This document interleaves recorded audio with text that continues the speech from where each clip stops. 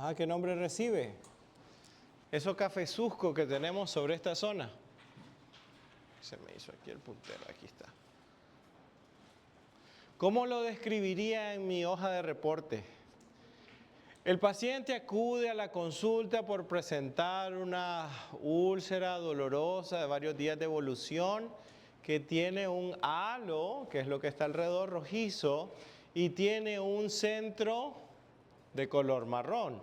¿Compatible con qué? Imagínense que ustedes andan aprendiendo a manejar en bicicleta o andar en bicicleta. Y de repente se caen y se chiman y fue un chimón, pues, más o menos. ¿Qué pasa los días? No. La coagulación es un término distinto. ¿Qué es lo que viene después de la herida conforme pasan los días? Pero cascarón no es el término técnico para esto. Esto se llama escara. Eso que ustedes ven ahí es una escara. Entonces usted dice, compatible con una escara. Si se está formando una escara, significa que el tejido se está cicatrizando. Y era una úlcera bastante grande en su momento. Entonces, si se registra la evolución de la lesión, se va viendo cómo los bordes de la escara se van desprendiendo. Porque toda úlcera tiene un fondo. Y casi siempre el centro de la úlcera es la parte más profunda. Por eso la escara se cae de los bordes. O si no, ¿cómo se acuerdan ustedes de sus cascarones ahí? ¿De dónde le podían arrancar pedacitos? De los lados. Pero del centro era más difícil porque ahí es donde estaba el fondo de la lesión ulcerativa. Entonces así los bordes se van haciendo más pequeños hasta pues que evoluciona. A este paciente, ¿qué le ven de extraño en esta vista lateral? ¿Qué le ven de extraño? ¿Qué ven ahí como? Hay algo en este paciente como raro. Porque a veces las lesiones son bien evidentes, como esas vesículas que veíamos a nivel del labio, o como esa gran escara que tenía ahí. O el paciente nos narra alguna historia, pero a veces el paciente llega hacia la consulta. Llega por cualquier otra cosa. ¿Qué le ven de raro ahí? ¿Dónde está la lesión?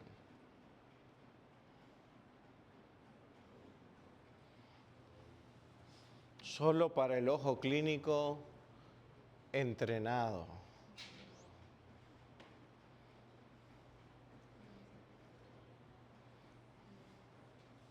Ajá, ¿qué dice el público? El borde inferior del bermellón. Casi llegando a la comisura. ¿Aquí dónde? Sí, pero inferior, del labio inferior. Ahí es. No, Esto es lo que tendrían que ver. Ese pequeño puntito, sí.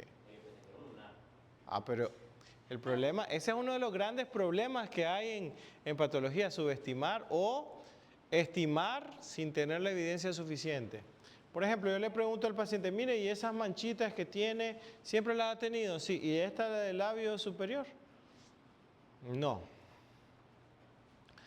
Es normal tener efélides, que son las pecas, o los lunares, como dice el Señor, pero no es normal que te parezca una de repente. Y fíjese que de paso le iba a preguntar de que me salió este lunar de la nada, ¿qué será? Pásele, Señor, ¿qué será? Entonces ahí nosotros tenemos que prestar atención. A veces pueden ser pacientes que tengan una zona de cicatrización porque tal vez usan un piercing que se lo colocan y se lo quitan. Esto también lo podemos encontrar en otro de los buenos libros de patología, que es el Neville, donde podemos ver que hay diferentes tipos de pigmentaciones, como este tipo de pigmentación acá. Yo pudiese pensar, eso es un lunar. Pero si aparece hace poco o tiene un aparecimiento reciente o hay algún evento traumático ahí o hay algo que está generando algún cambio, pues tenemos que prestarle atención. Esta es la otra cara de la moneda, y es que a veces pueden ser cosas que nosotros ya sobreentendemos que puede ser y nosotros asumimos de que no es nada. O que nosotros creemos que no es capaz de generar ningún tipo de alteración. Entonces, eso se llama subestimar. Y ese es el gran problema que junto con otro problema que yo ya les he contado, existe en el diagnóstico de lesiones. ¿Cuál es el primer problema que decía que teníamos nosotros? Exacto. El segundo es subestimar a lo que encontramos. No, eso no es nada. No, eso no pasa nada con tener esa lesión ahí en boca. Entonces, ahora aquí nosotros podemos ver que hay una serie de cambios que están ubicados en el labio inferior. ¿Cuáles podrían ser los cambios que se aprecian? Porque hay un cambio que no se ve, pero que se siente porque es parte de lo que uno tiene que hacer cuando hace la evaluación clínica de un paciente. ¿Qué cambios le ven a ese labio? También le veo ahí un cambio en la comisura, como una pelotita. Bueno, aquí tenemos que hay como elevaciones, tal vez. ¿Qué otra cosa? Pero en el labio lo que es más evidente, tenemos estos pigmentaciones marrones. Estas pigmentaciones marrones, aquí se nota mucho más la pigmentación marrón. Aquí tenemos el bermellón y aquí tenemos el labio. ¿Se logra diferenciar claramente el límite entre el borde del bermellón y la piel del labio? No, ese es otro signo de que no es algo bueno, ¿no? Lo que está pasando ahí. Podemos notar que hay unas áreas que se ven rosadas y otras blanquecinas. Así que le voy a dar un dato. Este paciente es fumador. Y este paciente fumador, cuando tenemos pacientes fumadores y tenemos lesiones, así como por ejemplo esta lesión de acá que se nos muestra bien marcada, un tip que pueden hacer ustedes es darle algún hisopo, darle alguna cosa ahí en la clínica o una succión nueva y le dice, imagínense que este fuera así cigarro, ¿dónde se lo coloca para fumar? Y casi siempre los pacientes lo colocan en la zona donde está más marcado el cambio. Entonces ahí nosotros podemos encontrar una asociación entre el consumo de tabaco y los cambios que podemos notar. Ahora, ¿qué no se ve tanto, pero sí se siente cuando lo palpen? Si palpan este labio y el labio se siente durito, eso se llama indurado, o se nota resistente, pues esa es una señal de alarma también. Porque el labio, ¿cuál es la consistencia que debe tener el labio? Blando, elástico. Si usted lo estira, tiene que regresar a su posición. Entonces es una característica que debe tener en el labio. Ahora, ¿cuáles pudiesen ser los diagnósticos diferenciales que ustedes pudiesen considerar en este tipo de cambio? Hay un diagnóstico diferencial que es poco común, pero sobre todo en Latinoamérica es poco común, en Asia y Birmania es bastante más común por los hábitos que tienen, pero aquí sí ocurre en este tipo de casos en pacientes que tienen un consumo muy agresivo de tabaco. Y es el caso de la fibrosis submucosa, la cual pues las opciones de tratamiento son muy escasas. Una de las opciones más conservadoras es la inyección de corticosteroides en la zona, pero no asegura que mejore la condición del labio. Obviamente un labio más indurado, un labio que tiene estas características, va a ser un labio que va a ser poco funcional para el paciente a la hora de comer, a la hora de hablar o incluso a la hora de dormir. Entonces estos son problemas que se suman obviamente a la edad del paciente, que vemos que es un paciente geronto. Así que importante anotar esos cambios y el paciente puede no llegar por eso a la consulta. Entonces noten cómo no se nota la transición entre el borde del bermellón y lo que es la piel del labio. Ese es un dato muy característico. Y sobre todo la consistencia que nos hace pensar en fibrosis submucosa. Los pacientes con líquen también pueden tener ese tipo de cambio, las múltiples manchas o pigmentaciones. Si solo tuviésemos una pigmentación marrón y el labio fuera blando elástico, ¿cuál sería mi diagnóstico diferencial? A un paciente que fuma, de tez clara. Paciente que fuma, de tez clara, del sexo masculino, que fuma y que tiene manchas marrones, ¿cuál podría ser el diagnóstico diferencial? Una melanosis del tabaco. Si un paciente consume mucho tabaco, eso irrita a las capas del epitelio, y si tenemos un epitelio estratificado, escamoso, queratinizado, vamos a encontrar de que hay melanocitos. Y esos melanocitos comienzan a proliferar como consecuencia de la irritación que produce el tabaco. Entonces vamos a encontrar manchas. Manchas que aparecen de repente. Allá se me durmieron. ¡Qué barbaridad! Entonces, cuando los pacientes tienen lesiones así, es bien difícil que dejen el hábito de consumo de tabaco, el consumo de alcohol. Entonces, ¿qué les ayuda para que el paciente como que se concientice un poco? Bueno, en este libro que es acerca del manejo quirúrgico de lo que es el cáncer oral, una guía visual, pues uno le muestra, bueno, si usted no hace caso, entonces usted le enseña más o menos cómo es el abordaje quirúrgico para remover el labio y el gran defecto quirúrgico que va a quedar ahí, obviamente estético. Obviamente hacer una cirugía de extirpación del labio más una reconstrucción, luego por cirugía plástica, pues barata no es. Así que es más fiable, es más confiable, pues dejar el hábito o ir reduciendo los factores de riesgo. ¿Qué hay que hacerle a este paciente? Si no llega así a la consulta, ¿qué hay que hacerle a este paciente?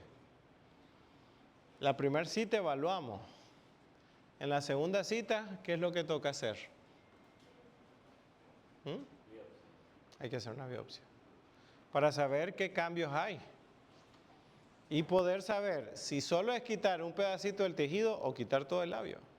Porque si hay un carcinoma ahí y eso ya hay infiltración, pues hay que extirpar el tejido para que no siga alimentando pues las células neoplásicas que van a viajar por todo el cuerpo. Y algo que apareció por el hábito de consumir tabaco le puede producir un problema mucho mayor que afecte a otro órgano, que se originó del labio. Entonces ahí nosotros tenemos que hacer ese papel de concientización bastante importante. Entonces aquí pueden ver cómo la evolución del caso con momentos más agudos y momentos crónicos. Aquí podemos ver que está ensanchado el espacio, no se ve muy claramente la diferencia entre la piel y la mucosa y notamos estos aspectos blanco rojizo en la zona. Si este paciente, por ejemplo, fuma, ¿cuál podría ser mi diagnóstico diferencial para esta lesión de acá del labio? ¿Qué color tiene? Rojo, solo rojo. Rojo blanquecino.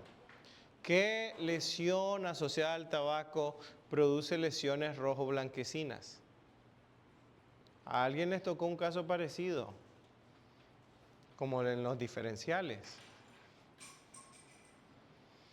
¿Qué lesión potencialmente maligna tiene aspecto rojo blanquecino? ¿Qué lesión potencialmente maligna tiene aspecto rojo blanquecino? ¿Alguien lo anotó en su hoja de reporte? Ya ni me acuerdo lo que me dijo ChatGPT. Yo solo lo anoté.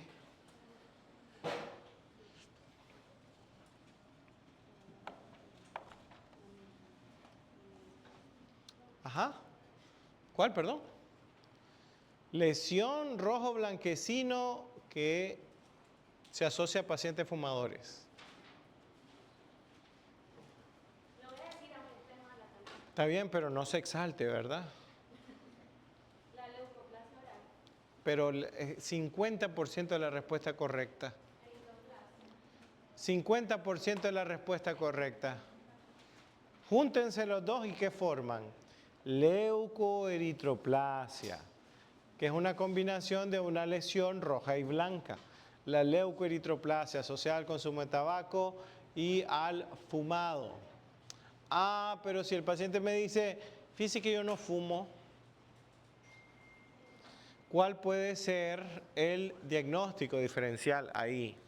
Para un paciente que no tiene hábitos tóxicos, una lesión bastante más común, por ejemplo, que una eritroleucoplasia, que es el líquen plano.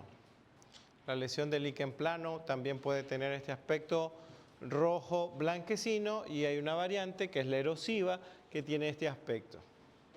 Básicamente se maneja con corticosteroides. Y por ejemplo, si se fijan ahí, tenemos una lesión de gran tamaño en el labio inferior, pues obviamente esto se nota mucho, es bien difícil que el paciente no se percate que tenga eso y el clínico tampoco, pues y aquí ya vemos que el labio pierde, por ejemplo, su consistencia blanda elástica.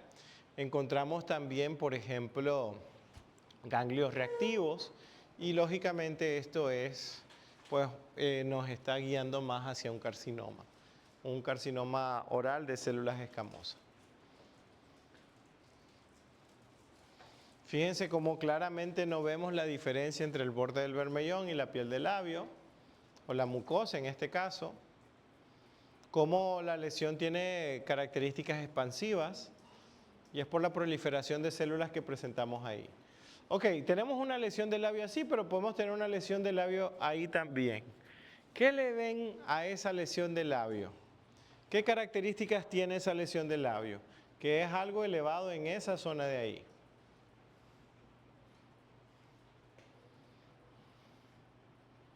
¿Se parece al caso anterior? No hay ganglios reactivos, está en el labio, sí. Pero si ustedes se fijan, la lesión tiene unos bordes, unos límites que son bien definidos y ustedes por el flash de la cámara podrán ver de que es una lesión que tiene qué características, si se ve el reflejo del flash. ¿Es una lesión cómo? Lisa. La otra era una lesión rugosa. Entonces tenemos una elevación en el labio, una pápula en el labio inferior, que es ligeramente dolorosa, de consistencia blanda, textura lisa, bordes definidos y contenido líquido. ¿Cuál puede ser el diagnóstico diferencial?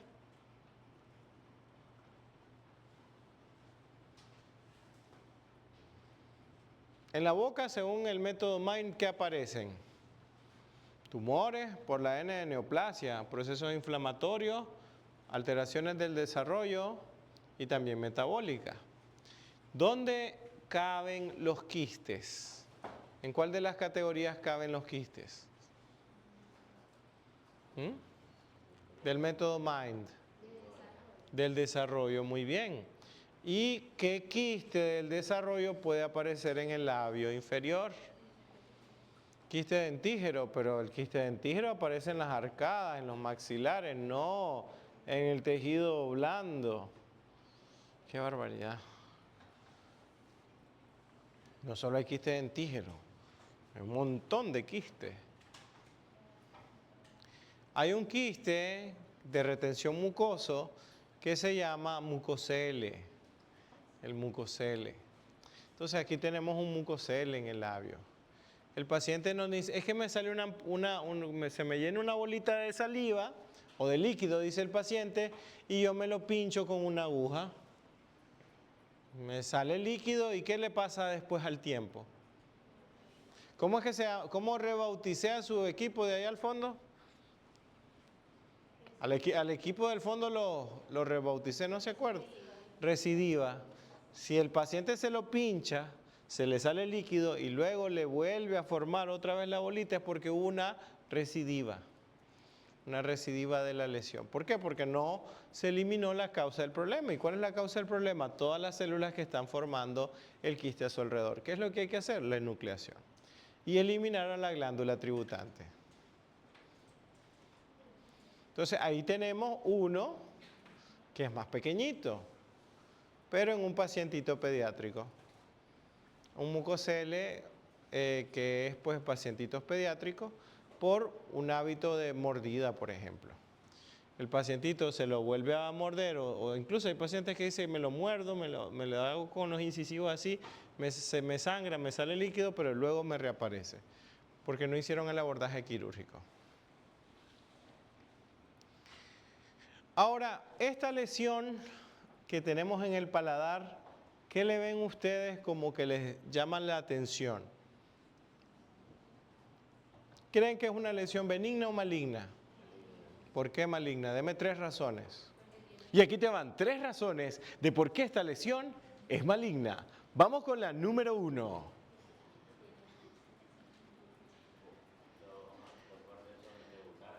Bordes irregulares típicos de una lesión maligna. Bien, estamos bien con la primera. Vamos con la segunda.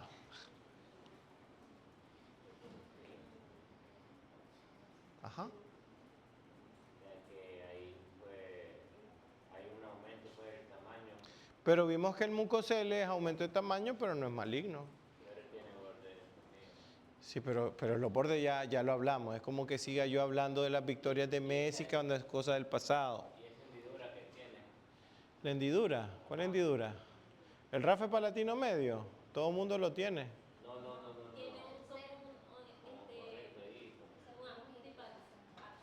ahí. Eso es una úlcera. Es una lesión secundaria al abultamiento, al aumento de tamaño. Pero no todas las úlceras son malas.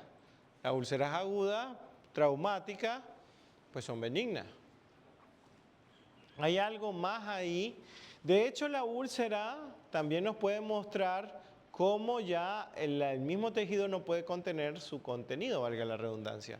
Pero hay algo más ahí en la fotografía que les tiene que llamar poderosamente la atención y es un verdadero signo de malignidad.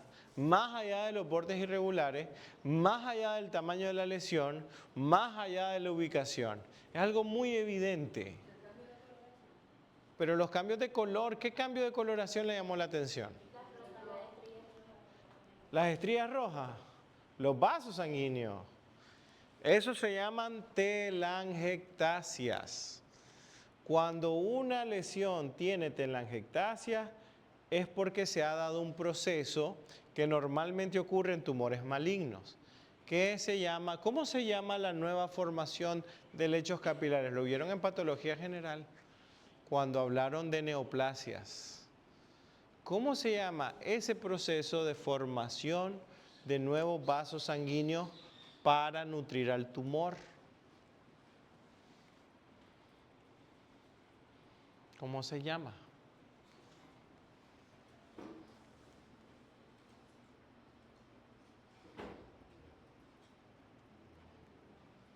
Comienza con A y termina con S.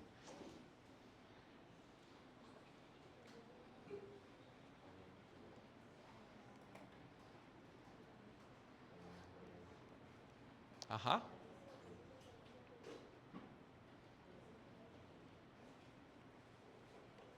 Nos faltaron 4 gentes hoy.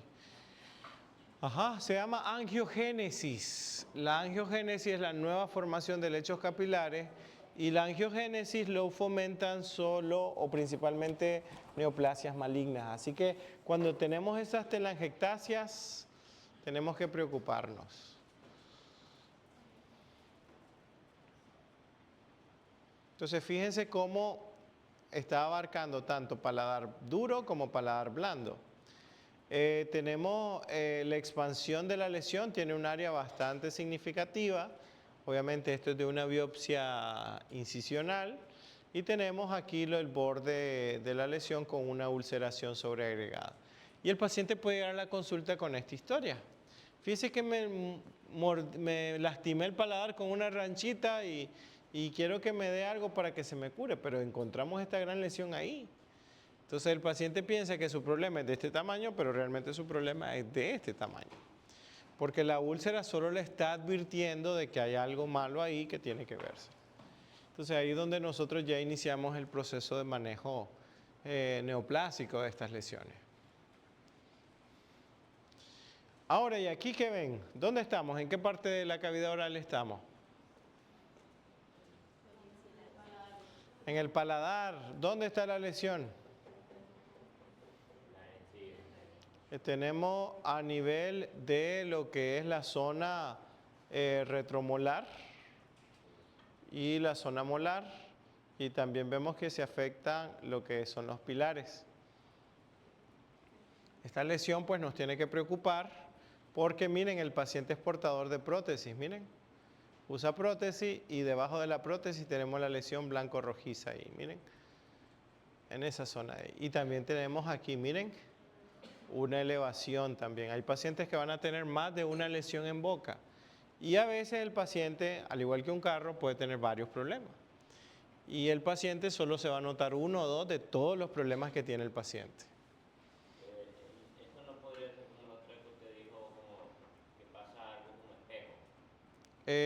Si es una lesión infecciosa, sí, pero aquí tenemos, esta elevación no va a ser por una infección fúngica, por ejemplo.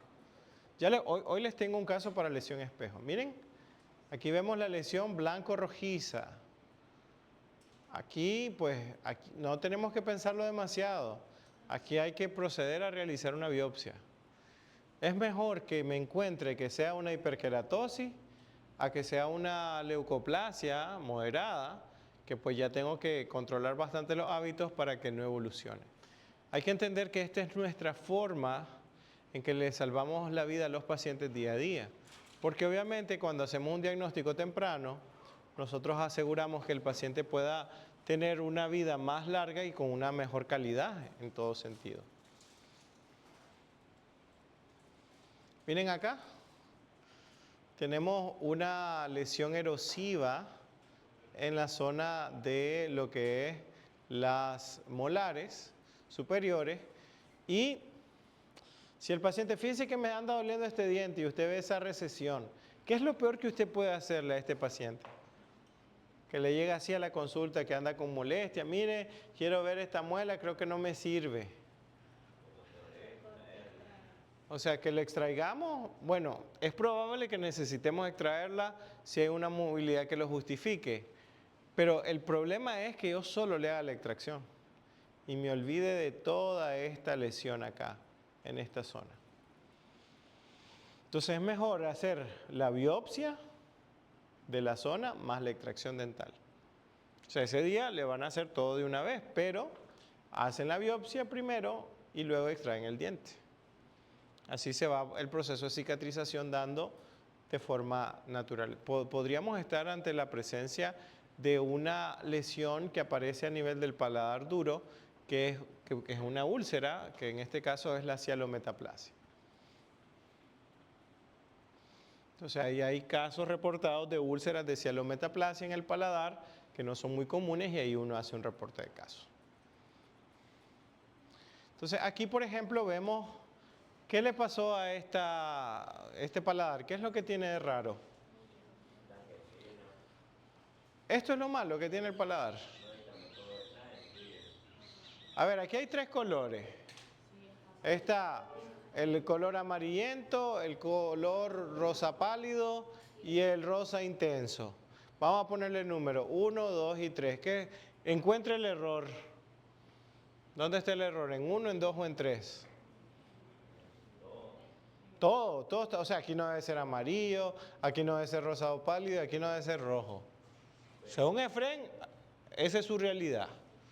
Todo está mal.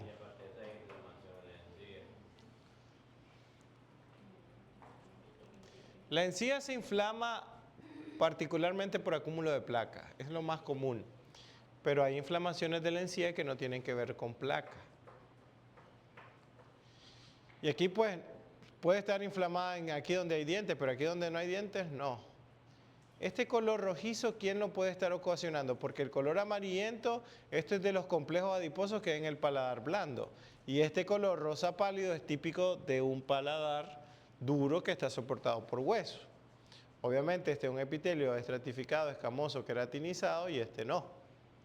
Pero este sí tiene queratina, pero tiene un aspecto rojizo. Esto es lo que está mal. El aspecto rojizo que tiene, en este caso, el paladar. ¿Qué hay que preguntarle al paciente si llega hacia la consulta?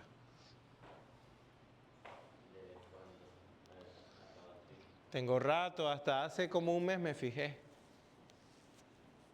Pero otra pregunta un poquito más simple. Sí, pero de algo que de los antecedentes. ¿Usa usted prótesis? ¿Usa prótesis? Porque si me dice usa prótesis, me dice que sí, enséñamela, para ver si tiene esta forma de herradura. Porque si la prótesis tiene esta forma de herradura, probablemente la prótesis también tenga culpa de lo que esté pasando. Entonces, miren, pasamos de estar así a estar así. ¿Pero por qué? Porque primero indagamos todo el proceso de por qué el paciente estaba de esa manera. ¿Tuvimos que hacer biopsia? No se tuvo que hacer biopsia. Simplemente pues se tiene que evaluar todo el caso. Estábamos frente a la presencia de una infección muy común que les pasa a los pacientes que usan prótesis fijas o removibles donde son descuidados con la higiene. ¿Qué enfermedad es esa? ¿Qué patología ocurre en pacientes portadores de prótesis totales o parciales removibles asociadas a su falta de higiene? Candidiasis. ¿Y qué candidiasis es esta? Una candidiasis atrófica, por eso tiene el color rojizo. ¿Cómo lo tratamos? Nistatina. Nistatina en suspensión de unos 15.000 unidades internacionales como mínimo, pero también hay que trabajar en otra cosa. No es solamente, ok, le voy a recetar esta nistatina, lo voy a usar por 1 o 2 semanas y se acabó. Hay que trabajar en otra cosa. En la prótesis. ¿Qué le hace a la prótesis? Se cambia. Ah, la no tengo para cambiar la prótesis. Es que me la hice apenas hace 15 años. No, hay pacientes que han tenido, yo he tenido pacientes que han tenido 3 parejas y siempre la misma prótesis. Sí, hay gente que tiene la prótesis, ha tenido la prótesis un montón de tiempo. Hay que hacerle algo a la prótesis, algo inmediato, y es hacer un desgaste interno para hacer un rebasado para que el paciente pueda tener pues una prótesis en mejores condiciones. Y ahí tenemos, miren qué ven de raro ahí. Tenemos en el paladar blando, ¿qué tenemos ahí?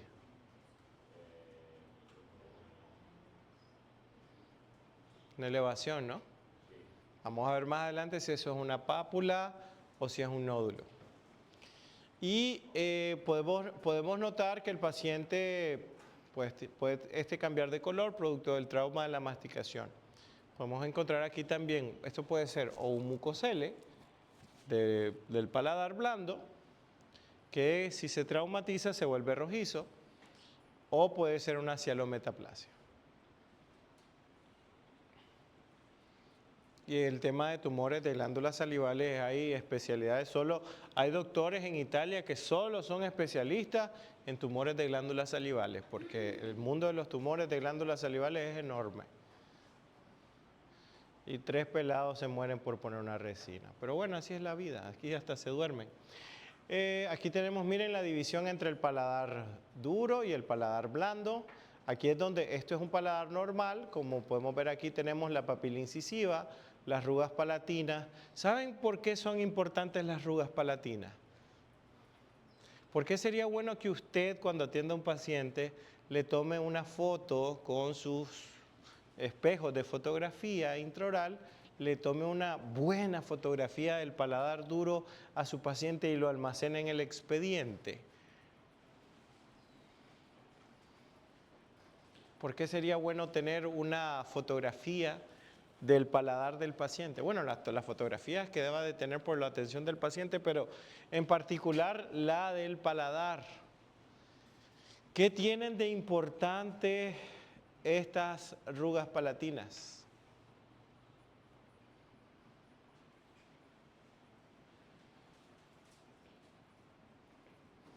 ¿Y por qué deberíamos de tener fotos de ellas guardadas en los expedientes del paciente? Para ver si hay una variación. Pero la variación puede ocurrir en cualquier parte de la boca. ¿Por qué particularmente, qué tienen de especial las rugas palatinas? Ya lo hablamos otro día con respecto a, ¿qué tiene de especial el esmalte? Ajá.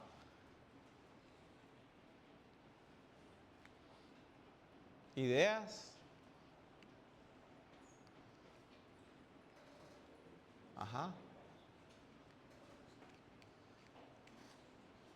¿O están pasando por el síndrome de abstinencia de estar en TikTok? Las rugas palatinas son irrepetibles, son únicas, diferentes para cada paciente. Por lo tanto, tienen importancia en odontología forense. O sea, se puede identificar a una persona solo conociendo las arrugas, porque son diferentes para cada una. Así que cuando usted le dé un beso a una muchacha y usted le diga, mira, lo que me encanta de vos son tus arrugas palatinas porque son únicas, es cierto, no les está mintiendo. Es una gran verdad. Pero no necesitan besarla para decirle eso. Entonces es bueno para tenerlo ahí. En México,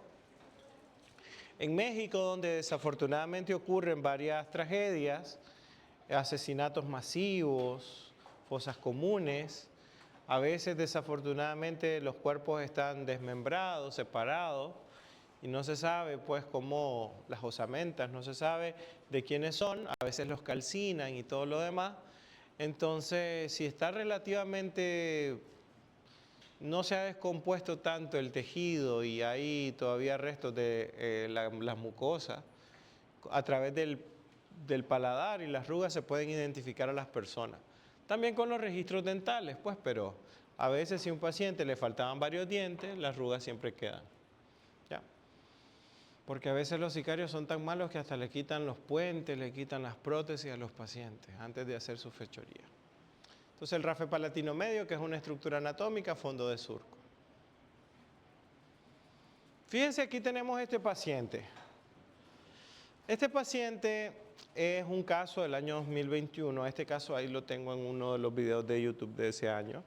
Este caso es bien interesante porque es un señor costarricense que en tiempo de pandemia me escribe al canal de YouTube y me dice que tiene un problema en el paladar.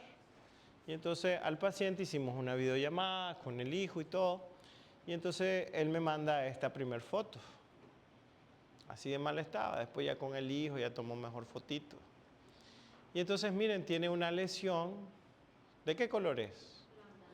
Blanca, pero también tiene elementos rojos. Entonces yo le dije, ¿qué hay que hacer cuando encontramos una lesión blanca? ¿Qué es lo primero que tenemos que hacer? A ver si se desprende, porque si se desprende, ¿ante qué podemos estar? Ante candidiasis. Una candidiasis que se llama pseudomembranosa. Entonces yo le dije, mire, consígase una servilleta desechable o un Kleenex o papel higiénico limpio y quiero que se limpie el paladar. Inmediatamente después me mandó una foto. Y así fue, así estaba antes, así fue después de que se pasó la servilleta. ¿Qué pasó con la pseudomembrana? Se desprende. ¿Qué es lo que tenemos ahí? Un caso de candidiasis pseudomembranosa. ¿Y quién es la culpable? La prótesis del paciente. Leo, mándeme la foto de la prótesis. Y ahí tenemos la foto de la prótesis del paciente. Mire, don señor, ¿y esta prótesis cuántos años tiene? Como 40 años, dice. Y el señor tenía 71 en ese tiempo. O sea que a los 31 años hizo la prótesis total. Si ese señor quería esta prótesis más que a la esposa y los hijos, ¿no? Entonces, ¿qué hay que hacer ahí? ¿Qué hay que hacer ahí cuando tenemos un caso de candidiasis asociada a la prótesis? ¿Cuáles son los factores que llevan a que un paciente desarrolle candidiasis? Ya dijimos uno hace un ratito. ¿Cuáles eran los factores que ayudaban a que un paciente desarrolle candidiasis? ¿Qué sueño, señor? ¿Un café, señor? Algo. Voy a ir después a Porta, es un break, tal vez le consigo un cafecito ahí.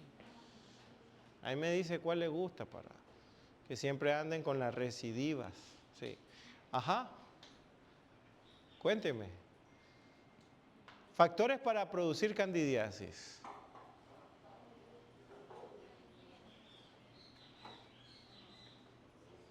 ¿Quiénes padecen de candidiasis? Ya hablamos de eso, sí. Ese capítulo es viejo ya. Háblenme de lo nuevo. O para pegar tengo que hablar de la velada. No, hombre, tenemos que hablar de cosas importantes. Ajá. Mire, un paciente puede tener buena higiene, pero eso no lo va a eximir de sufrir de candidiasis. ¿Y de ahí? ¿Y por qué tengo candidiasis si me cepillo bien? Si tengo buena higiene, ¿y por qué tengo candidiasis? ¿Qué pasó ahí? Ese es un punto importante. Un paciente que esté inmunodeprimido va a tener más chance de generar candidiasis. Pero también nosotros podemos provocar la candidiasis a nuestro paciente. Nosotros, como odontólogos, podemos ser los culpables de generar candidiasis a nuestros pacientes. La pregunta es ¿cómo? ¿Cómo yo contribuyo a que a mi paciente le aparezca candidiasis? Un ejemplo, usted está viendo este caso que tiene candidiasis. No, pero este tiene. Otro paciente no tenía, pero con lo que yo hice le dio. Ajá, ¿qué hice? Cuénteme. ¿Qué medicamento le di para que se le generara la candidiasis? Se produjera. Yo tenía pensado tener, digamos que, mal esterilizado. No, pero la esterilización no va a producir un contagio de ese tipo. Puede producir otras enfermedades, otras infecciones, pero candidiasis es un poquito difícil.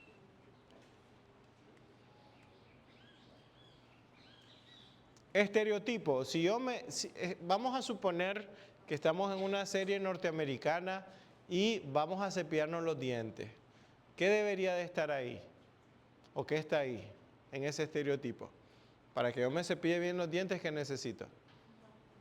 Necesito pasta, necesito cepillo, hilo dental y enjuague bucal. Levante la mano, ¿cuántos tienen enjuague bucal en su casa?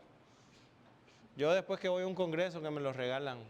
Pero la mayoría, sí, es verdad. Pues sí. No es, o sea, si se acabó el enjuague en la casa, es como que, Lo más importante del cepillado, ¿qué cosa es? La técnica. Eso es lo más importante, la pasta, dicen ahí. Colgate Lover. Colgate Lover. ¿Quieren que le cuente algo lamentable? Ahí sí, ¿verdad? Ahí no les da sueño. El año pasado, Colgate lanzó, Colgate Latinoamérica lanzó una nueva fórmula para la pasta dental. Y pasaba de pasta total no sé, 12 a solo pasta total. No, esas son otras variantes, pero hicieron una total 24, no sé qué onda, a total una cosa así, 12. Entonces nos invitaron a 10 odontólogos de Nicaragua, nos invitaron a que fuéramos a Guatemala, todos los gastos pagados, o sea, todos los gastos pagados. O sea, con todos los gastos pagados le digo que lo único que pagué fue la gasolina para ir al aeropuerto y la gasolina de regreso al aeropuerto, eso fue lo que gasté. Pues boletos de avión, transporte ya en Guatemala, alojamiento, ir a los eventos, ir a la fábrica de Colgate y todo eso. Entonces, lo lamentable fue que hicieron un gran lanzamiento de esa pasta y la pasta que se fabrica en Guatemala, porque Guatemala, la pasta que nosotros recibimos aquí, la que usamos nosotros aquí, paradójicamente no viene de Guatemala, sino que viene de Brasil. Hay una gran planta de elaboración de pastas dentales y de cepillos en Brasil y esa es la que nos abastece más a nosotros. Pero la pasta dental por ejemplo, que suple Honduras, El Salvador, Guatemala y México, de hecho, Guatemala produce más pasta dental que se consume en México que la misma que se produce en México, pero bueno, esa es otra cosa. El asunto es que fue un gran lanzamiento y a los 6 meses en varios países la estaban sacando del mercado porque tenía algunos componentes que irritaban la mucosa y producían pues problemas a los pacientes. O sea, se supone que ya habían revisado la fórmula y no tenían por qué desarrollar un problema de eso. Pues entonces hicieron una gran inversión y al final pues la marca no quedó tan bien. Ahora, lo otro es de que uno no se tiene que dejar llevar por las marcas. O sea, si la marca uno lo patrocina para ir o qué sé yo, pues uno dice, bueno, voy a escuchar y voy a dar mi humilde opinión, pero no me voy a vender. No voy a decir que pasta Colgate es la mejor del mundo y si tiene problemas, o sea, me ha tocado este año decirle como a 30 pacientes, deje de usar Colgate y use otra pasta porque obviamente esa le está generando daño. Entonces, bien, lo más importante es la técnica.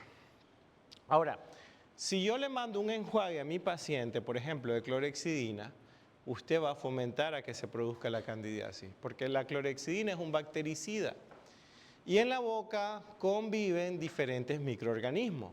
La mayor población de microorganismos son bacterias, pero existen unos microorganismos que son oportunistas, como el caso de la Candida albicans. Si usted elimina considerablemente la cantidad de bacterias, ¿quiénes se van a aprovechar? Los hongos, y van a generar pues esta infección. Entonces ahí hay que tener cuidado por cuánto tiempo mandamos, por ejemplo, un enjuague con clorexidina, o el recomendarle a nuestro paciente que use un enjuague cuando tal vez no lo necesita. Porque en realidad el enjuague es simplemente un complemento de la higiene y no es indispensable para eso. Así que bueno, ¿qué le hacemos a este paciente entonces? Ya nos dimos cuenta que tiene la prótesis, no tiene un problema de inmunidad, sino es un problema de higiene. Y el gran problema es la prótesis. ¿Cómo le solucionamos al paciente prontito el problema?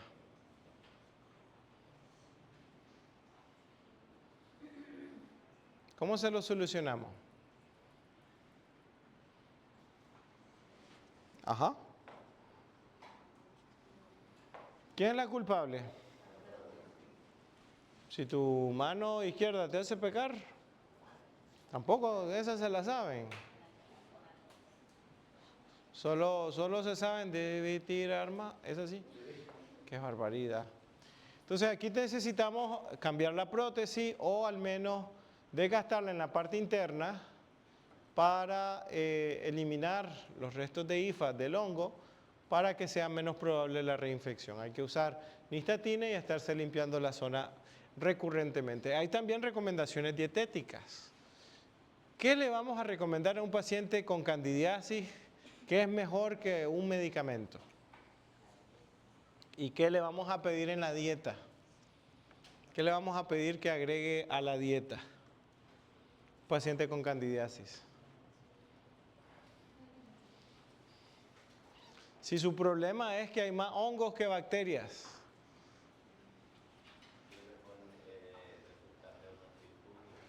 Pero ya la nistatina es el antifúngico, pero el antifúngico va a funcionar por un periodo de tiempo, no lo va a usar meses. Pero si dijimos que la inmunidad estaba bien. Estamos hablando de qué de la dieta le recomendamos para mejorarle su microbiota. Probióticos, ¿y de qué tipo? Dígame, me ponen probióticos. Compren el super probiótico. ¿Y a dónde me voy a buscar los probióticos en el super? Yogur simple. Agreguen a la dieta yogur simple en la mañana y en las tardes al paciente para recolonizarlo de bacterias al paciente, siempre y cuando traten el problema de la prótesis. Aquí estamos, ¿dónde? ¿Dónde estamos aquí? ¿El paladar cuál? Duro. ¿Qué le ven de raro? ¿Será el color? ¿Será el tamaño? ¿Qué le ven de raro ese paladar? ¿Qué tiene de raro ese paladar? Imagínese que usted vaya a comprar un carro y le ve un detalle ahí. Mira, me le tenés que bajar el precio porque le encontré un detalle. ¿Cuál es el detalle que tiene este paladar? Tenemos una tumefacción, pero no se ve rojo. No se ve rojo, se ve el mismo color de la mucosa. ¿Qué vamos a hacer? Vamos a palpar. Y si hay una de dos, o esto está blando o esto está rígido. Sea uno, sea el otro, ¿qué es lo que sigue? ¿Qué es lo que voy a hacer? ¿Qué prueba podría aplicar aquí? ¿Qué examen podría realizar? No, pero es muy pronto. Es muy pronto porque no tengo todos los datos. Yo hago una biopsia cuando yo más o menos sé qué es lo que tengo de frente. Pero ahorita solo tengo una tumefacción en el paladar.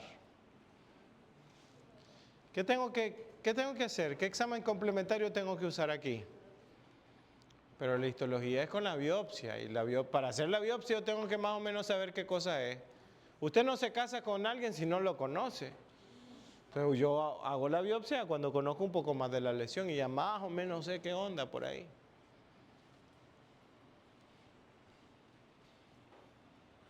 Ajá. Algo que yo creo que ya saben hacer ustedes, creo. Ah, entonces tomar radiografías. No, radiografía ustedes no saben hacer. Saben tomar imágenes en las radiografías, que es diferente. Entonces van a mandar, ¿qué radiografías intraorales? Aquí van a mandar 2. Ok, ¿cuánto es la angulación para tomar una radiografía oclusal superior? De 90. ¿De qué? De 45. De 60. Y ahí, alguien me va a ser alguien 43 me va a decir. Es en cero. Esa es la nota que le tendrían que poner en ese examen a usted. Bueno, punto anatómico de referencia, pues. No, pero es que eso tiene nombre, La línea media. Ah, y el incisivo central superior tiene el mismo punto anatómico de referencia. ¿Cuál es el punto anatómico de referencia para incisivos superiores? Dígame qué técnica usan para tomar radiografía.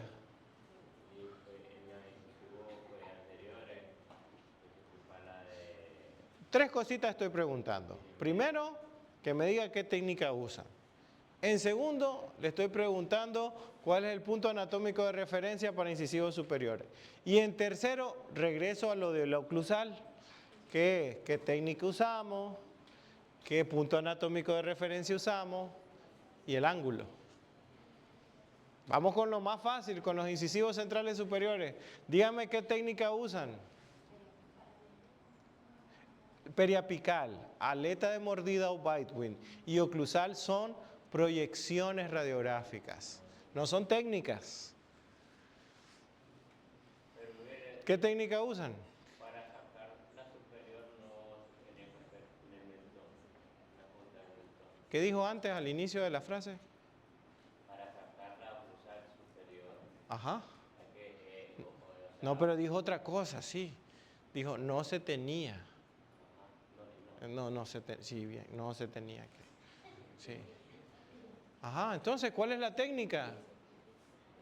Sí, que solo haciendo chistes aquí, sí, tan animado. Ya no, ella, ni que le traiga aquí a quien le traiga, se despierta, pero bueno. A ver, adelante. Sí, pues, sí, equivocarse es parte del proceso de aprender. Exacto. Existen 2 técnicas, que es la bisectriz del ángulo recto o cono corto y el paralelismo. Muy bien, esa es la técnica. ¿Cuál es el punto anatómico de referencia para los incisivos superiores? Adelante. Nasolabial, ¿qué es eso? El surco nasolabial, eso para canino tal vez. O el meridiano del ojo de repente. Ajá.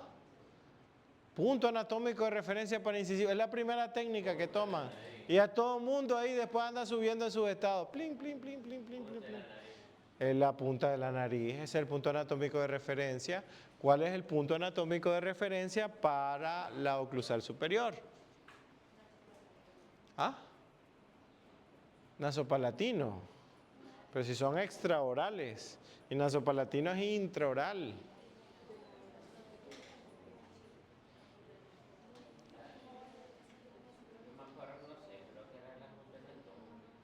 Pero si la punta del mentón, ¿qué va a obtener? Arcada inferior. Y estamos queriendo una arcada superior. El plano oclusal. No, esos son cómo es la orientación para la técnica. O los pasos de la técnica. Que el plano oclusal superior tiene que estar paralelo al piso. O la posición número 1. Este punto cefalométrico, ¿cómo se llama? El nasion. Usted apunta al nasion, aquí, a una angulación entre 60 y 65 grados. Así es como toma una radiografía oclusal. Y repasamos la oclusal y la de los centrales, porque tenemos que tomar esas 2 radiografías. Y entonces, si me sale a mí una radiolucencia, si me aparece a mí una radiolucencia, ¿en qué sospecho? Dígame radiolucencias que aparecen en la línea media a nivel del maxilar. Dígame 3 radiolucencias que pueda aparecer a nivel de la línea media en la zona premaxilar. Me tiene que dar nombre y apellido. Vamos a comer, bueno, vamos a la comidería. ¿Cuál? A la comidería. No, pues tiene que darme nombre. Radiolucencias que aparecen en la zona premaxilar.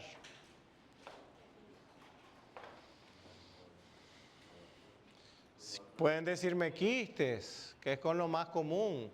Pueden hablarme de lesiones infecciosas, inflamatorias. Bueno, un naso palatino pudiese aparecer, esa es una buena opción. ¿Cuál sería otro? ¿Qué otro quiste?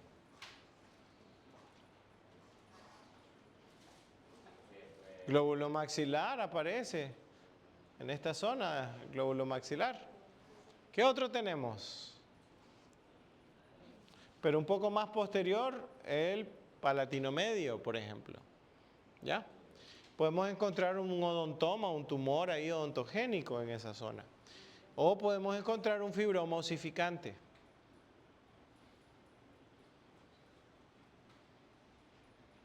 Entonces ahí tenemos, por ejemplo, pasemos ahora a lo que es el carrillo. En el carrillo, que ya sabemos que es una mucosa de revestimiento, podemos encontrar este tipo de cambio. Este tipo de cambio aparece en líquen plano y se llaman las estrías de Wickham. Las estrías de Wickham tienen la particularidad que van a aparecer a ambos lados de la mucosa. Y van a tener ese aspecto, ¿no? Como de raqueta de tenis. Aquí tenemos una úlcera. ¿Qué habíamos dicho que podríamos confundir o cuál podría ser el diagnóstico asociado a una úlcera que no cicatriza y que no duele y que tiene mucho tiempo de estar ahí? ¿Qué era? ¿Con qué lo confundíamos? No, el nombre de la patología. Si tenemos una úlcera que tenía mucho tiempo de estar ahí y que no dolía. Una úlcera traumática crónica, ¿cuáles son sus diagnósticos diferenciales? ¿O con qué se puede asociar? Hablamos del carcinoma, un carcinoma ulcerativo. Así que si encontramos erosiones que no tienen bordes eritematosos, hay que prestarle atención también. Ahí tenemos, por ejemplo, lesiones leucoeritroplásicas, pueden ser de líquen también, hay que ver si hay dolor o no. Puede incluso ser candidiasis atrófica en la zona. Aquí tenemos, por ejemplo, una lesión tipo linquenoica, miren, una lesión blanco con rojo, que también se puede confundir con eritroleucoplasia o con candidiasis atrófica. Ah, ¿qué tiene? Ah, sí, la restauración aquí es una corona, de hecho, metálica. También se puede dar por electrogalvanismo. Aquí tenemos el carrillo. Y tenemos, por ejemplo, a nivel del carrillo, que tenemos la papila de Stenon, que es esta de aquí. Podemos encontrar la línea alba, que en unos pacientes se nota más de un lado que del otro, en otros casi no.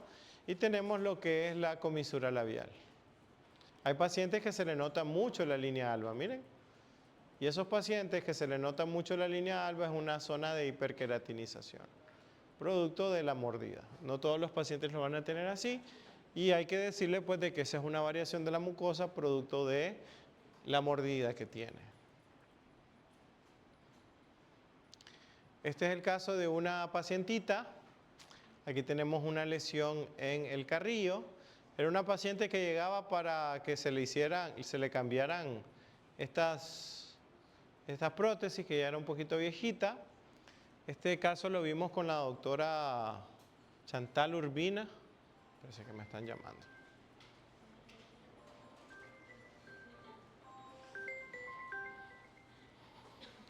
Aló, sí, dime. Sí, esa fue la que se compró.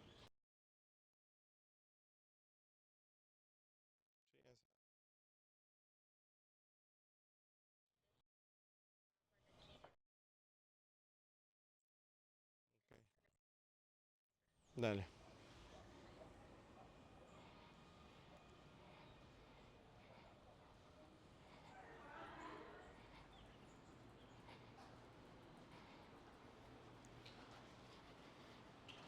¿Listo? Entonces vimos este caso donde la doctora era una señora que tenía esta lesión elevada. Usamos una prueba diagnóstica con azul de toloidina y nos marcó positivo hacia la base. Significa que había que hacer la biopsia. Miren acá, este otro caso es de una lesión diferente. Es una lesión que es elevada. Hay una característica con esta lesión que si la presionan cambia de color y se vuelve el color de la mucosa. ¿Qué anomalía de tejidos blandos decíamos que si lo estirábamos cambiaba de color y luego se recuperaba? Muy bien, el leucoedema. Esto es un hemangioma. Aquí tenemos, por ejemplo, una lesión leucoplásica en lengua. Vemos la placa blanca en los bordes laterales de la lengua.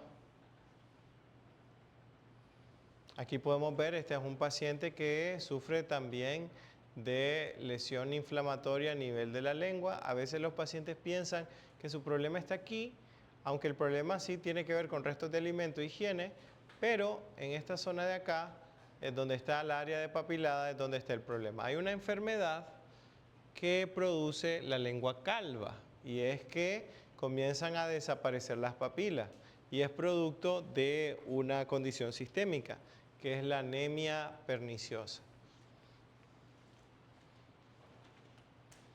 Aquí tenemos, miren, los pacientes que sufren de, por ejemplo, estomatitis migratoria benigna, van a tener esos cambios en la lengua que sí son sintomáticos, sí generan molestias al paciente. Entonces, normalmente la lengua tiene que tener sus bordes que no deben de estar elevados, debe haber la diferencia entre las diferentes papilas y obviamente entre la cara dorsal y la cara ventral. Esas características nosotros las tenemos que encontrar en los pacientes. Por ejemplo, aquí notamos que la lengua se ve más lisa, aquí vemos que hay una lesión ulcerativa y se ve blanquecina en la zona. Este mismo paciente, después de tratamiento, se le hizo una biopsia. El paciente mejoró, pero luego recayó en su hábito de fumado. Si ustedes se fijan, aquí ahora hay una nueva lesión blanquecina en esta zona y es porque, pues, si el paciente no deja los hábitos, es propenso y pues obviamente los pacientes recaen si no hay seguimiento o no hay buen control por parte del paciente. Ahí podemos ver el paciente ahí después de dejar de fumar unas cuantas semanas, sin embargo la lesión blanquecina persistía. ¿Qué hay que hacerle a esa lesión blanquecina? ¿Qué hay que hacerle a esa lesión blanquecina? Esa hay que hacerle biopsia. Otra biopsia. Vamos con el piso de la boca. Acuérdense que aquí vamos a encontrar frenillo lingual, las carúnculas, que son desembocaduras de glándulas salivales. Vamos a tener el piso de la boca. Vamos a tener las venas raninas, los pliegues linguales, fondo de surco y la arcada dental.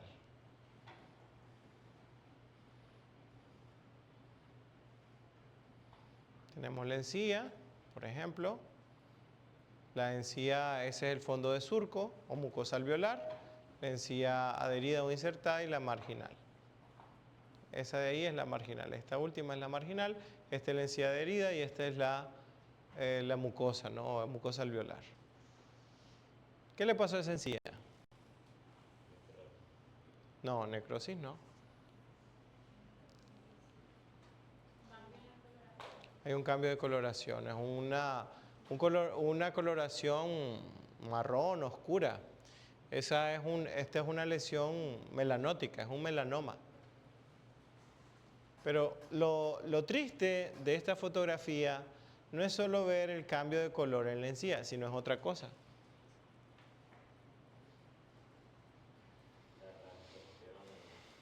No, esto es parte de la misma enfermedad periodontal que pueda tener el paciente. Esto es lamentable, pero la siguiente historia es más lamentable todavía. Miren, este paciente, ¿será que nunca iba al odontólogo? No. Y entonces, ¿cómo le apareció esta clase 5 aquí? ¿Cómo le apareció esta restauración de amalgama? ¿Cómo tiene estas dos coronas de circonio aquí? ¿Iba o no iba al odontólogo? ¿Y qué hizo el odontólogo con esta mancha? Nada. Bueno, vamos a ver el caso de la doctora Montserrat Escuadra. La historia de esta paciente es la siguiente. Miren esta señora, 3 años con un tratamiento de rehabilitación oral completa sobre implantes. ¿Cómo ven ese piso de la boca? Oscuro, y no estaba así. No estaba así. Miren cómo está la encía. Miren cómo está el piso de la boca y la cara ventral. ¿Cómo dice la señora que fue? La señora dijo que tenía una pequeña manchita, un lunarcito marrón en uno de los caninos. Le hicieron la extracción del canino y en la extracción hicieron una disección incorrecta de la lesión. Y después, cuando se cicatrizó, la manchita persistía y se fue haciendo más grande. Los doctores pasaron viéndola 3 años, mientras la mancha se hacía más grande. ¿Y qué hicieron los doctores? Los doctores siguieron con su planeamiento de su prótesis. Linda la prótesis, la arcada completa, sobre implantes que le hicieron a la señora. Cuando la señora llega a la consulta de la doctora Montserrat Escuadra, y después de hacer la biopsia, que era un melanoma maligno, a los 3 meses la señora murió. 43 años tenía la señora. Pero ¿saben qué? Murió con su prótesis.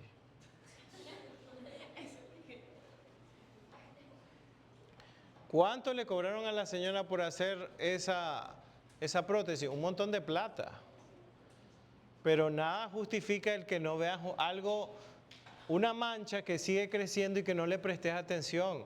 O sea, si te fijas que algo está creciendo y que no duele, no es normal. ¿Qué es lo que vas a hacer?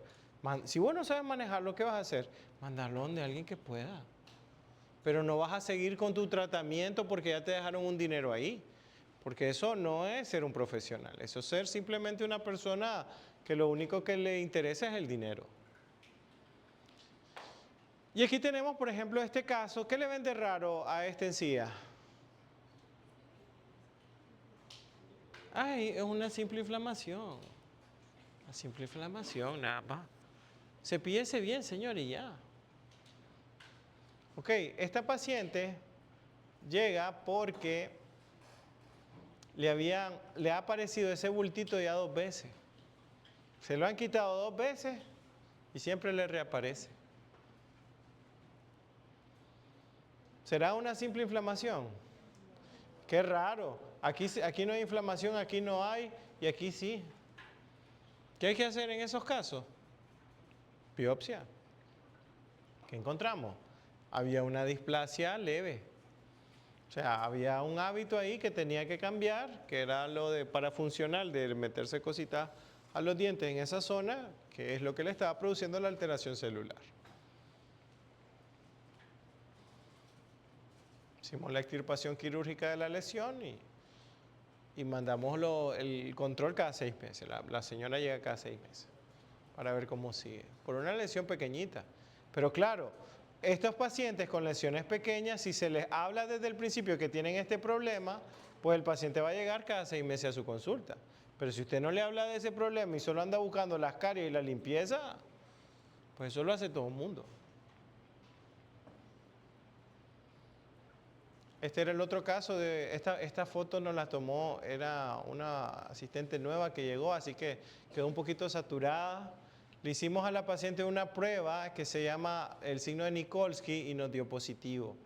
El signo de Nikolsky aparece en enfermedades como el pénfigo o la epidermólisis bulosa y es una alteración de los desmosomas que se separan de las uniones celulares.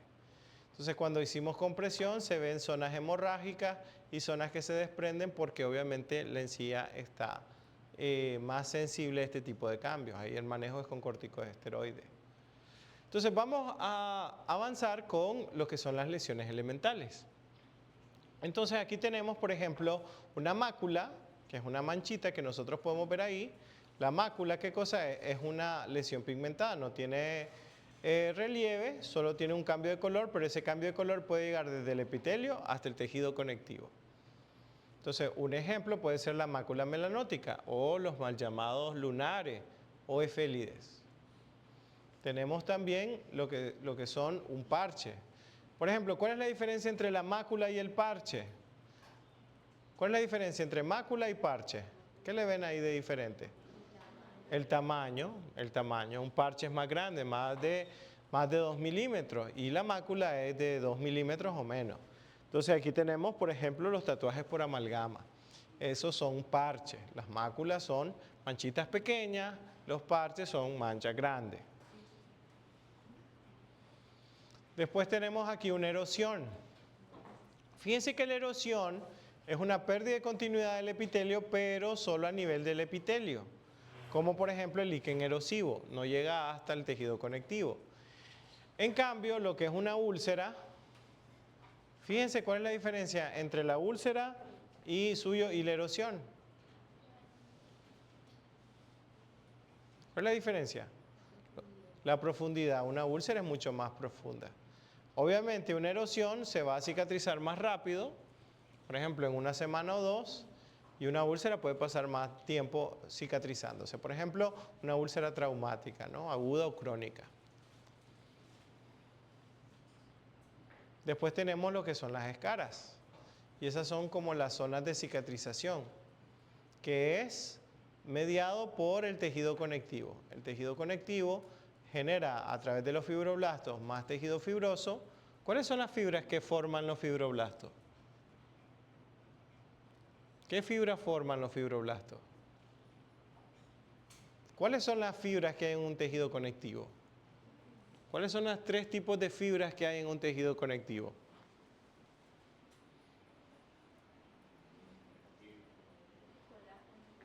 Esa es una.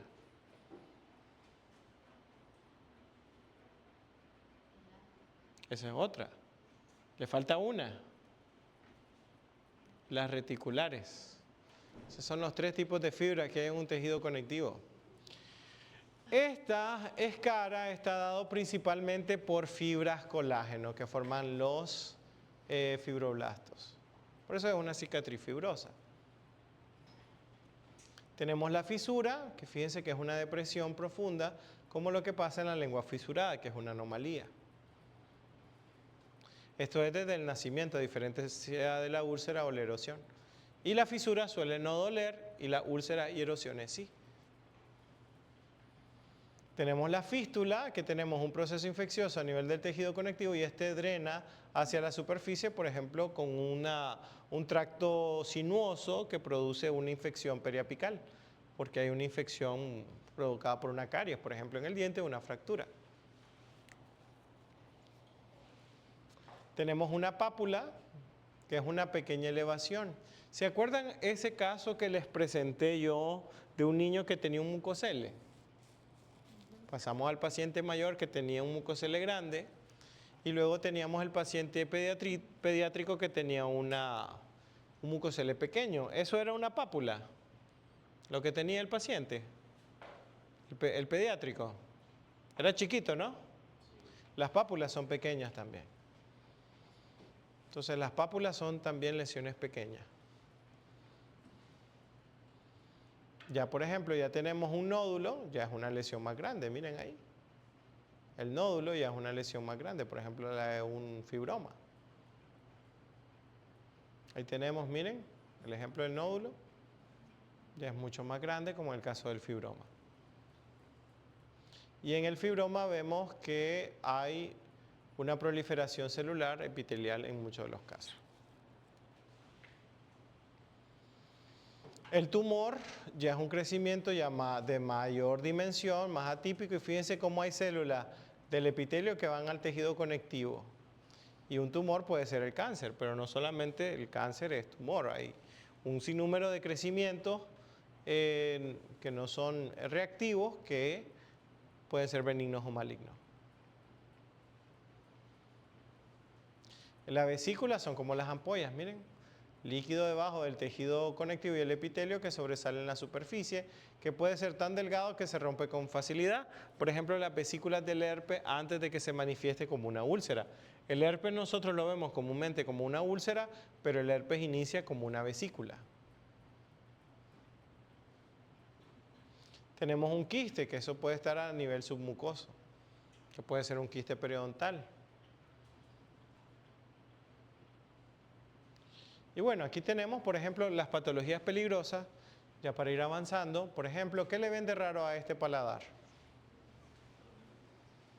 ¿Qué le ven de raro? El color, ¿qué otra cosa? Es normal tener esas elevaciones en el paladar. Y la forma que generan, esos circulitos, ¿cómo es? Esto es una palatitis nicotínica. No confundir con la melanosis del fumador. En la palatitis nicotínica se produce un aspecto más blanquecino del paladar. También se le conoce como el paladar del fumador. Y esto que ven como los puntitos rojos que están ahí, de esas elevaciones, es la inflamación de las glándulas salivales menores. Sus acinos o sus conductos excretores están hinchados y por eso se ven rojos sobre la superficie. Entonces, un paciente que fuma mucho y tiene palatitis nicotínica es una lesión peligrosa. Por ejemplo, otra lesión peligrosa es porque que nos encontremos, por ejemplo, una lesión erosiva. Así, miren, puede ser una lesión friccional focal, puede ser por sexo oral.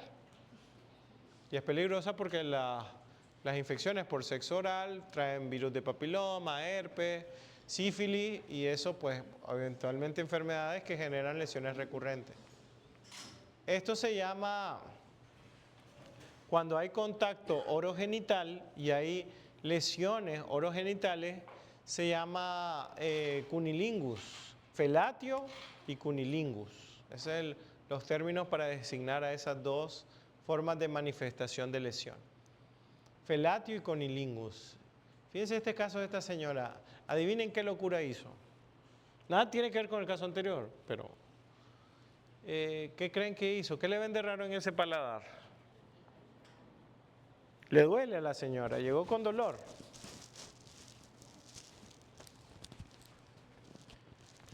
¿Qué creen que hizo la señora?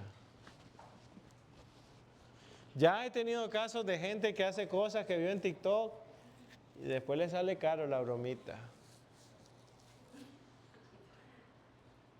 Ajá, ¿qué creen que hizo la señora? Ni idea. La señora tenía su prótesis total, pero ya no le quedaba. La señora estaba aburrida que se le cayera la prótesis y no quería hacerse una nueva. Entonces se le ocurrió en su infinita sabiduría que si le ponía pega loca la prótesis y se la colocaba, nada malo iba a pasar. Entonces cuando se la quitaron, se logró quitar la prótesis, generó toda esa área erosionada. Así que hay que tener cuidado con eso. No todo lo que sale en TikTok es cierto. Aquí tenemos esta otra lesión. Miren, una lesión friccional, una lesión que es por un trauma recurrente. Puede ser una zona de hiperkeratosis. Esta lesión, pues que es bastante mala porque vemos que está ubicada en el borde lateral de la lengua, paciente ya geronto, pues una lesión de carcinoma. Obviamente está en el triángulo de la muerte, así que es una lesión que tenemos que prestarle bastante atención. ¿Ven ahí? Aquí creo hay un videíto.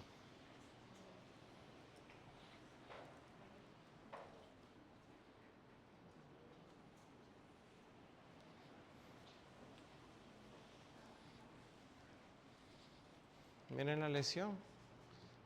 Y la señora no llegó por eso. Quería su prótesis. Miren esa lesión. Miren cómo se desplaza en bloque. Miren, ¿se fijaron? Manejo oncológico.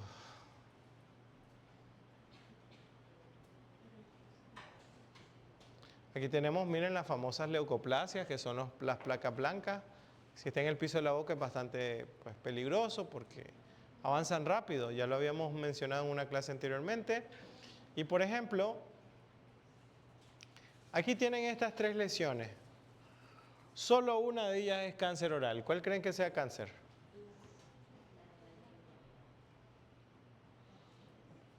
Tenemos aquí, vamos a poner A, B y C.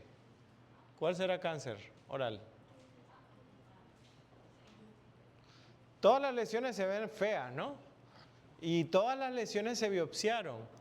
Esta lesión fue leucoplasia, esta lesión fue leucoplasia y esta lesión fue carcinoma. No era ni la más grande ni la más fea, pero está ubicada en una zona de alta peligrosidad. Y eso no empezó de este tamaño, fue una pequeña elevación que dejó mucho tiempo el paciente en que creciera. Y ahí es donde vamos a tener los grandes problemas. Entonces aquí vamos a tener, por ejemplo, leucoplasias homogéneas delgadas que ni siquiera la vamos a ver si no secamos la mucosa. Hay una leucoplasia homogénea gruesa, esa se nota más aunque la mucosa esté húmeda.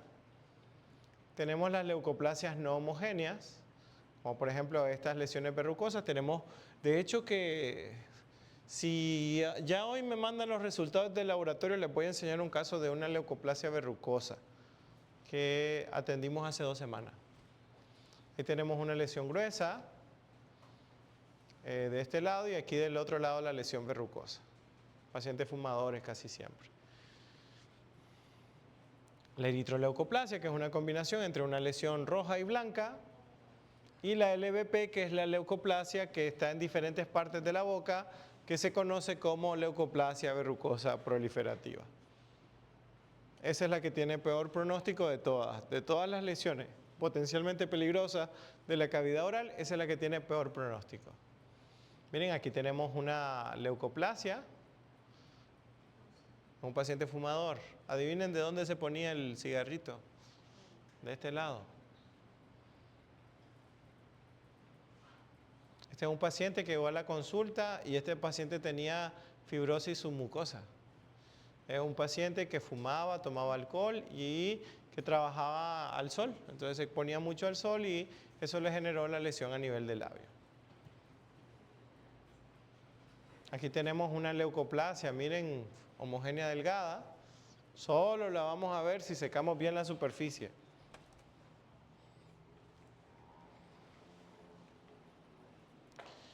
Y pues hay que tener en cuenta que hay lesiones potencialmente peligrosas de la cavidad oral y tenemos que tratar de detectarlas aun cuando aparezcan en etapa muy temprana. Por ejemplo, si este es un paciente que tiene una leucoplasia homogénea delgada, pues lo que vamos a recomendar es que deje los hábitos, ¿no? No necesariamente necesitamos una biopsia ahí, pero sí hay que darle seguimiento a ese paciente.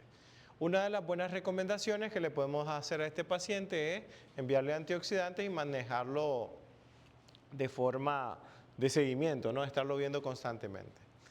Ya para las pruebas clínicas, el gold estándar es el azul de toloidina para poder detectar lesiones potencialmente malignas. Vamos a tener, por ejemplo, que en este artículo que es de paga, habla acerca de la importancia que tiene que el odontólogo en todas sus especialidades se dedique a la detección temprana de las lesiones orales porque no se están disminuyendo la cantidad de lesiones y el diagnóstico sigue siendo muy por debajo de los casos reales que aparecen. Aquí estoy en una de las clínicas donde trabajo con el doctor Celso Canelo, que ahí él fue estudiante mío y después él me invita a atender a su consultorio cuando tenemos casos de lesiones orales. Y pues nosotros hacemos esa labor. Por ejemplo, esto lo tiene su publicidad él y por ejemplo encontramos aquí una lesión de fibroma que extirpamos de la parte del paladar duro. Una paciente que no llegó por eso a la consulta. Nosotros cuando hacemos la evaluación de las mucosas existen varios métodos para poder detectar cambios. Hay por ejemplo aditamentos como este que nos permite evaluar las mucosas a través de 3 tipos de luces que tienen diferente espectro de intensidad, ¿no? Hay una luz LED clara, pues simplemente para la examinación y la evaluación y después pasa pues al ámbar y al color verde y al color azul. Cuando se detectan lesiones pues atípicas. Estas son formas no invasivas de detección o formas imagenológicas para detectar, por ejemplo, cambios a nivel de la mucosa. Entonces, sobre todo en zonas difíciles de encontrar, si se cambia al otro filtro de color, pues para poder apreciar mejor si hay cambios en lo que es la mucosa. Uno se pone los lentes y comienza a ver si hay cambio de contraste en la mucosa. La luz lo que hace es impactar sobre la cromatina y el exceso de cromatina pues hace que rebote la luz y se note, ¿no? Si la mucosa está normal no se va a ver ningún cambio, pero si hay alguna población de células alteradas, entonces ahí nos dice que hay una lesión que amerita pues la pena ver o analizar. También está con la luz ámbar para ver si hay algún tipo de crecimiento celular en la zona. Ese es uno de los métodos. El otro método, este método es un poquito más estandarizado, más usado, que es a través del veloscope, que es, si usted se fija, en el paladar no se ve nada, pero cuando le aplicamos la luz fluorescente se nota el cambio. Aquí, por ejemplo, no nota muchos cambios, pero si ya le aplicamos la luz, nota la condensación de cromatina que tienen las células, que al ojo humano no se percibe, pero que cuando le aplicamos este método diagnóstico lo podemos apreciar. Y eso sirve también como para guiar el abordaje quirúrgico, para tener bordes de seguridad a la hora de hacer la biopsia de la lesión. ¿Saben cuánto vale este aparatito hoy? Ya bajaron de precio, adivinen cuánto cuesta. Vale más que una silla dental nueva. 5.700. Yo me quería comprar uno, pero mi esposa dijo, no, mira, es igual, a la gente no le gusta hacer diagnósticos. No, sí, pero cuando vaya, te imaginas los casos que voy a poder... Sí, pero es que a la gente no le importa. Es que no. Entonces, ahí estoy. Tal vez si llega a 2.700 la convenzo. Entonces así es, miren, el aparatito es inalámbrico, tiene también, según el tipo de dispositivo, tiene para que lo coloque con una cámara y usted pueda hacer el registro y el paciente se pueda quedar ahí. Para usar, por ejemplo, el veloscope, es bien importante que apaguen las luces del consultorio para mejorar la interpretación de los resultados. Así que se tiene que apagar las luces del consultorio para poder verlo mucho mejor. Hay versiones alámbricas e inalámbricas. Y pues siempre hay que hacer primero una buena evaluación de las mucosas antes de utilizar este aparato, ¿no? Entonces uno aplica la luz y comienza a revisar en la zona. Se tiene que poner el paciente y unos lentes de contraste para pues, que no afecte mucho el rebote de la luz y siempre que apaguen las luces del consultorio. Oral-B sacó una lamparita que era más o menos para eso, pero que hicieron un estudio doble ciego y no funcionan. Así que esa de Oral-B no, la verdad fue su solo marketing. También podrían usar como para tener alguna referencia su lámpara de fotocurado con lentes para poder ver algún cambio, pero no es tan bueno como los otros métodos. Porque obviamente esa lámpara no fue creada para lo otro, ¿no? Y lo que en este caso ya se los presenté, qué pasa cuando no hay un seguimiento de la lesión o no hay un abordaje, pues avanza. La literatura dice que el gol estándar, por ejemplo, ustedes que ya vieron materiales dentales, ¿cuál es el gol estándar de adhesivos? ¿Cuál es el mejor adhesivo de todos? ¿Cuál es el adhesivo con el que se hacen todos los otros adhesivos? O del adhesivo en el que se copiaron todas las marcas para hacer sus adhesivos. ¿Cuál es el gol estándar de los adhesivos dentales?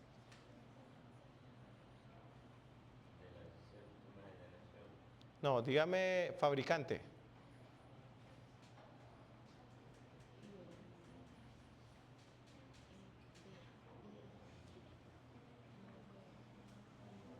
O dígame la casa que lo hace, pues. ¿De qué fabricante es?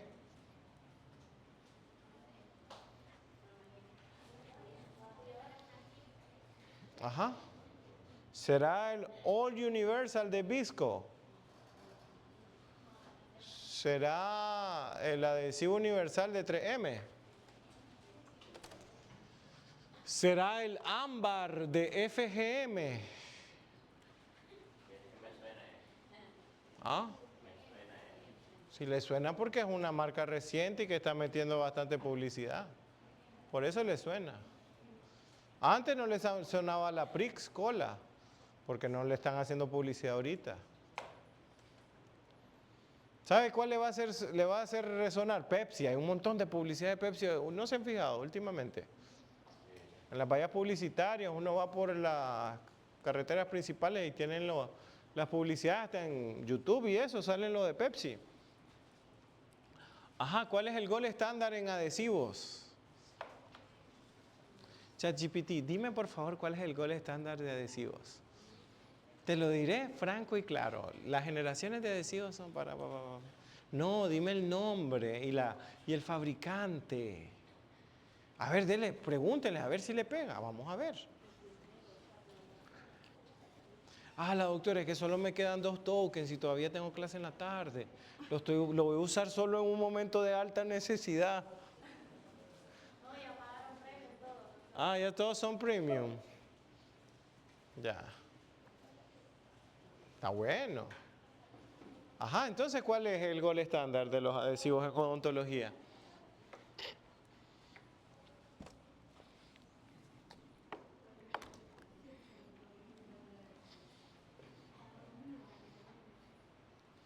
Ellas optaron mejor por estar en modo stand-by. Sí. Ajá. ¿Ya le preguntaron? ¿Qué les dijo? Su inteligencia artificial generativa. Optibon, sí, FGL de Kerr. Ese es el gol estándar para lo que es los adhesivos. O sea, en otras palabras, el mejor adhesivo de todo es Optibon de Kerr. De Kerr. Kerr. K-E-R-R. Que no viene aquí a Nicaragua. Así que si ven una publicidad ahí de un doctor que sale y utilizamos los mejores productos del mercado y está trabajando aquí en Nicaragua, es falso porque no está usando el adhesivo de Kerr, el Optibon. Tal vez uno usa de Raiden o de, ¿cómo se llama esta marca? Que venden los depósitos que es baratita. ¿Cómo es que se llama este adhesivo? Cavex creo que es, no sé. ¿Han comprado Cavex? Sí, pues las cosas como son. ¿Sabes qué marca le están dando demasiada publicidad? Ajá. No sé si es buena. La Zafira o algo así. Sí, es una marca.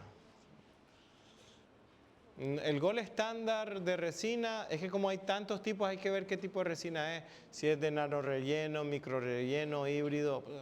Habría que ver en qué clasificación cabe, no sé. De resinas no sé mucho.